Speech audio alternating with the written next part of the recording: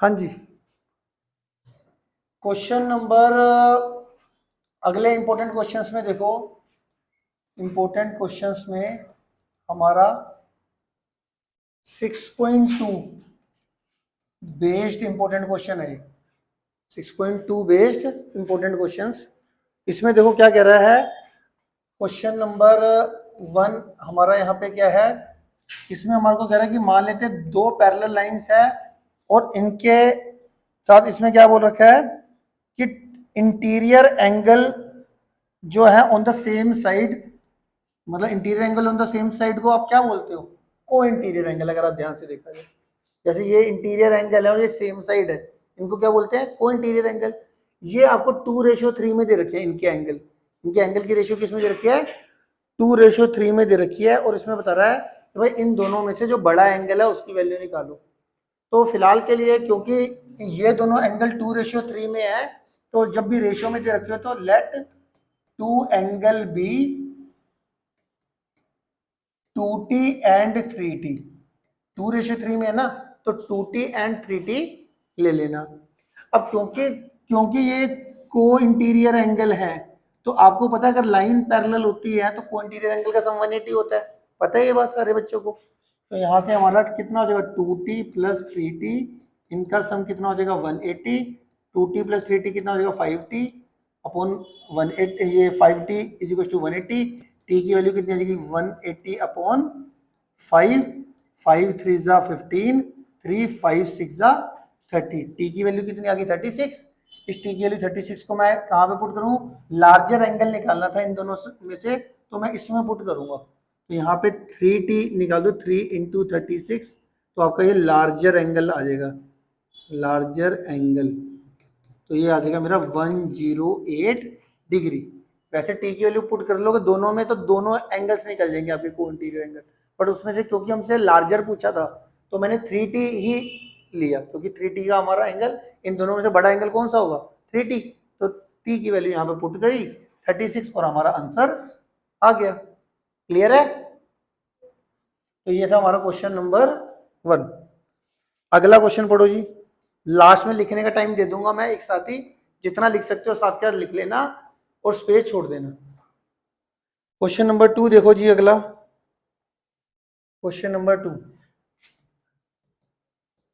Question number 2 में आपको यहाँ पे क्या दे रखा है, ये लाइन दे रखी है इस तरीके से, और ये दे रखा है भाई m is parallel to n।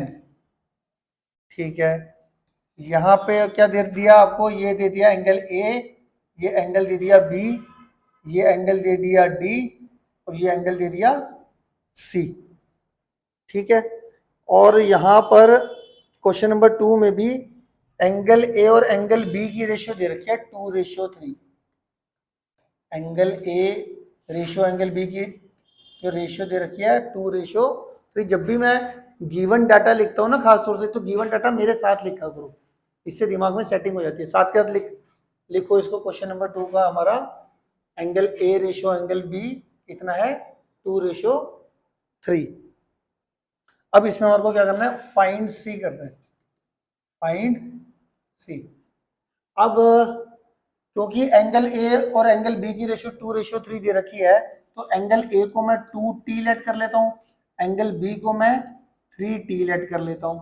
अब अगर मैं डायग्राम में देखूं तो A और B क्या लीनियर पेयर एंगल है, तो इन लीनियर पेयर एंगल का सम कितना हो जाएगा 180। Angle A plus angle B का सम कितना हो जाएगा 180 बाय लीनियर पेयर एंगल्स। तो यहाँ पे ये कितना हो जाएगा 2t, ये कितना आ जाएगा 3t is equal to 180। 2t plus 3t 5t is equal to 180, और t की वैल्यू कितनी आ जाएगी 180 अपॉन 5, 5 3 जा 15, 5 6 जा 30। ये आ जाएगा मेरे पास, t की वैल्यू आ गई 36। t की वैल्यू कितनी आ गई 36। ठीक हो गया जी।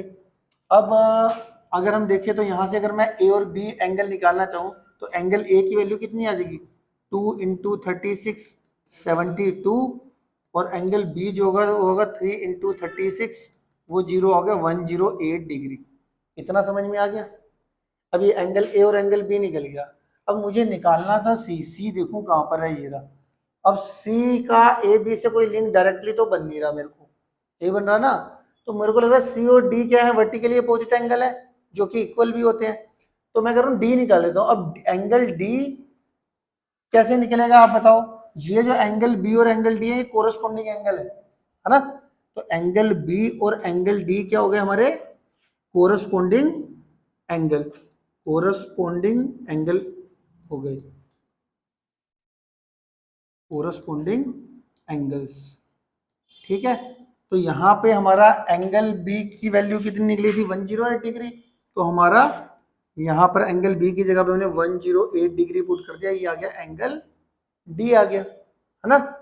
अब एंगल डी और एंगल सी क्या है? Vertically opposite angle. तो यहाँ पे हमारा डी की वैल्यू 108 डिग्री पुट करके एंगल सी भी हमारा क्या देगा? Vertically opposite angle. ये हमारा आ गया आंसर। क्या होता है ना, आप गिवन डाटा डायग्राम, इस डायग्राम को देख के आपको सारा कुछ अगर समझ में आता है, alternate interior angle, exterior angle, तो आपको क्वेश्चन निकल जाता है। ठीक है जी, ये था हमारा क्वेश्चन नंबर 2। चलो ये 1 और 2 पहले नोट कर लो अच्छे से।